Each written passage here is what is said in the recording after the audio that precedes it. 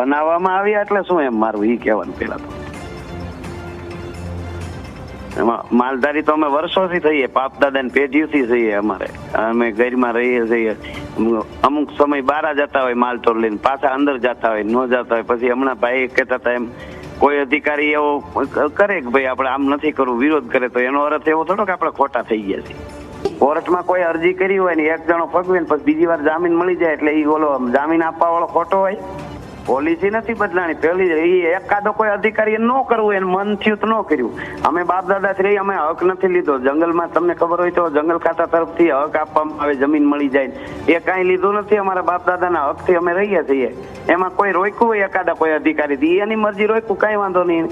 હવે એ તો મને કેમ ખબર પડે? વિરોધ કરે એને ખબર હોય ને, એ તો ભલે આવે દેવ એ જોઈ લ્યો બધું. અમારું બાપ દાદાનો હક નું બધું ન હોય તો વિરોધ કરવો એને કઈ અમારો, અથવા અમને જમીન મળી ગઈ હોય કે અમે કઈ લઈ લીધું હોય જંગલ ખાતા તરફથી.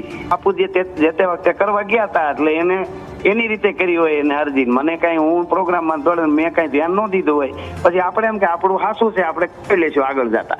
પછી વ્યવસ્થિત મેં વાત કરી જો આમાં આમ છે ને આમ છે, આપણે કાયદેસર થઈ, આપણા પુરાવા, હક, રજીસ્ટર, ફલાણું ઢીકડું, જંગલના જે કાયદા આવતા હોય એમાં અમે ક્યાંય અમને હક મળેલો જંગલ ખાતા તરફથી મળેલો નથી, ફલાણું. એટલે એને જોયું અધિકારીઓએ કે નહીં આ તો બધું સાચું છે. તો હાથ પાણાનું તો માલધારીનું બધા અધિકારીઓ ધ્યાન રાખતા જ હોય જંગલમાં.